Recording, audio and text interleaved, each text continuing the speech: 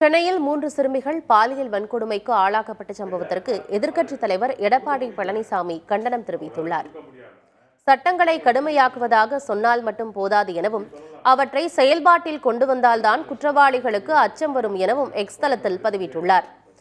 Sir போன்றவர்களை ஆட்சியாளர்கள் காப்பாற்ற முனைவதால் தான் தமிழ்நாட்டில் பல சார்கள் பல ரூபங்களில் பெண்களுக்கு எதிரான குற்றங்களை நிகழ்த்தி வருவதாகவும் அவர் தெரிவித்துள்ளார்.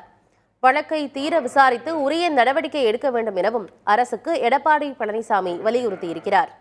சார்களை காப்பாற்றுவதில் கைதேர்ந்தவரான அதிமுக பொதுச் செயலாளர் எடப்பாடி பழனிசாமிக்கு அதிமுகவின் சார்களை நினைவிருக்கிறதா என்று அமைச்சர் சிவசங்கர் கேள்வி எழுப்பியுள்ளார். இது தொடர்பாக அறிக்கை வெளியிட்டிருக்கும் அவர், சென்னை பெரம்பூரில் சிறுமிகள் வன்கொடுமை செய்யப்பட்ட வழக்கில் குற்றவாளிகளை காவல்துறை கைது செய்துள்ளதாக குறிப்பிட்டுள்ளார். ஆனால் விரைவாக நடவடிக்கை எடுத்துவிட்டார்களே என்ற விரக்தியிலும், தனக்கு அரசியல் ஆதாயம் கிடைக்க வேண்டும் என்ற ஆர்வத்திலும் அலையும் எடப்பாடி பழனிசாமி வழக்கம் போல அரசை குறை கூறி அவதூறு பதிவிட்டுள்ளதாக கூறியுள்ளார்.